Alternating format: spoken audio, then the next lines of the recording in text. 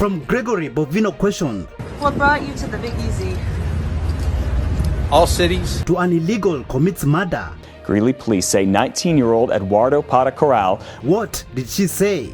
Being undocumented is not a crime. Hello, how are you? Welcome back to ShowNewTrend. I'm also today, and my name is Elvis Derry.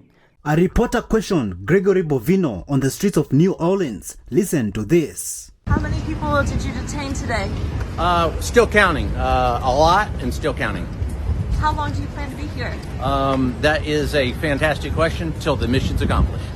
What is the ultimate mission? Title 8 immigration enforcement. What brought you to the Big Easy? All cities are on target, and this is just another one of those. Where are you headed next? We're going to head this way and then see where it takes us. How many other agents do you have out here with you? We've got several hundred agents spread across the New Orleans area, so not just us. So we've got a lot. A long-time immigrant voiced out deep frustrations in a viral clip. What can you say about this? I've been here for 38 years, and I cannot articulate how disappointed I am in we the people that we allow this to fall so easily. Having 38 years ago, because I bought into it, yes, I wanted to come here. 38 years later, after being here and realizing how it's more fast, it's more smokes and mirrors, I am ready to leave. I can't financially leave right now, but the first opportunity financially that I can get, I am leaving. And I'm leaving on principle because I feel that if I, as an immigrant, remain in a fascist country. Eduardo Patacorral, an illegal, has been charged with a vehicular homicide in the death of 27-year-old Jasmine Faith. The crash happened back on November 9th, just before 6 in the morning, here at the intersection of 23rd Avenue and 10th Street. Greeley police say 19-year-old Eduardo Patacorral was driving a Ford Mustang going east on 10th Street at more than 100 miles per hour when they say he ran a red light and slammed into a Subaru. A 27-year-old woman was driving the Subaru and was rushed to the hospital in critical condition. Police say she died from her injuries on November 14th. Patacorral is now facing charges of vehicular homicide, consumption of alcohol by a minor, and driving without a license. Illegals working at a residence in Louisiana are assisted by homeowners to avoid ICE detention.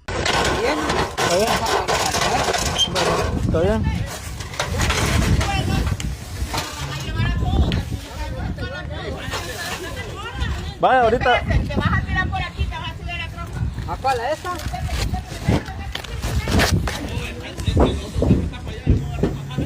Espérate, no, pero es que no me puedes cargar. Solo fue. Aquí metete. Venite, venga. Corra.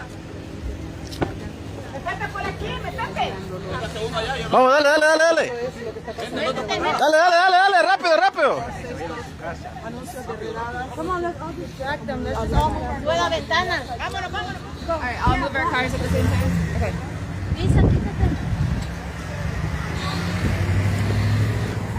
Ya, se fueron. So you're on the thing?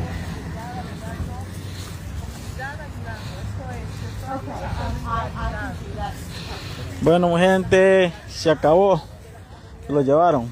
A college student who was deported by ICE on her way to surprise her parents for Thanksgiving said this on national TV. Everything was going really well after I did my security check. I was in there waiting until the gate was going to open. Right up when the gate opened, it was my turn for my ticket to be scanned, but it appeared something was wrong with my ticket. So I got sent to go to customer service. And when I go to customer service, there were two ICE agents waiting for me. Two ICE agents were waiting for you at customer service? Yes. What did they say to you? They were like, Annie, right? And I was like, yes. And then they told me, okay, you're going to come with us because you're going to have to sign a bunch of paperwork. And I was like, oh, but I have to board my plane right now. And they were like, oh, you're not even going to be on that plane. And that's where it kind of hit me. This is ICE. Had you seen what was happening around the country to other people, that all of these ICE agents are out in all these cities picking people up and deporting them back to the country that they came from? Yes, I was really aware. Did you instantly recognize that that was what might be happening to you? Yes, but I was always like on God's hand, so I never thought that it was going to happen to me.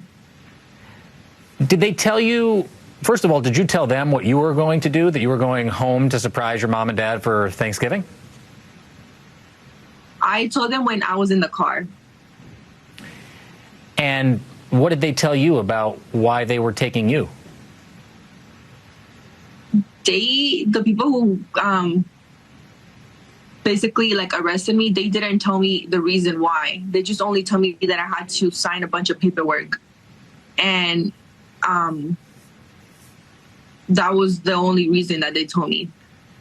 You came to the U.S. as a really little kid, 7 or 8, right? Yes, 7. The government says that you had what's called a final order of removal, that that you were supposed to be deported. Did you know that? No. Democrat Representative Paramila Jayapal says that being undocumented is not a crime. Do you agree with her? Being undocumented is not a crime. It's a point I've been making a lot lately, especially as Trump and the Republicans continue vilifying immigrants in every way, shape, and form that they can.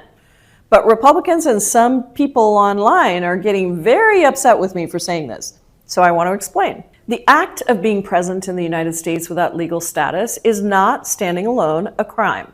Many undocumented individuals entered the United States on a visa and then overstayed once that expired. That violation is a civil offense, not a criminal one. That's exactly why immigrants are supposed to be held in, quote, civil detention facilities, not in punitive prisons. But immigration detention facilities are nearly identical to prisons, even though most, at least before Trump's mass roundups, are awaiting bond hearings. Now, most people enter legally and fall out of status. When someone crosses the border without inspection or authorization, that is a misdemeanor. And if they're removed and then come back without a permission, that is a felony offense. Because the immigration system is civil in nature and not criminal, people navigating the immigration legal system have not been entitled to publicly provided legal counsel, even though the immigration system is second in complexity only to the tax system, and the consequences of deportation can be life or death. That means that 90% of immigrants go through the legal system completely unrepresented because they can't find or pay for an immigration attorney. Looking at similarly situated immigrants in removal proceedings, those with attorneys were 5.5 times more likely to get relief from removal.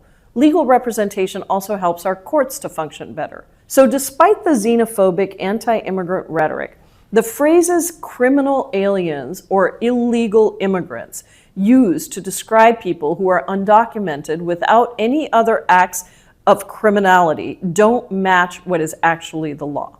And in contrast to what Trump and Republicans would have you believe, undocumented immigrants contribute greatly to our country's economy. They make up more than 5% of our workforce, 1.5 million people in construction, 1 million in the restaurant industry, more than 600,000 in agriculture and landscaping, and countless others in every field that you can name. They pay nearly $100 billion in federal, state, and local taxes each year. And even more of their paychecks go towards vital programs like Social Security and Medicare, programs that they're not even eligible for. So the next time you hear Trump or a Republican talk about illegal immigrants or criminal aliens, remember, being undocumented alone is not a crime. And undocumented immigrants contribute to our country in more ways than we could ever imagine. Thank you so much for joining us on today's show. See you in the next one. Bye-bye.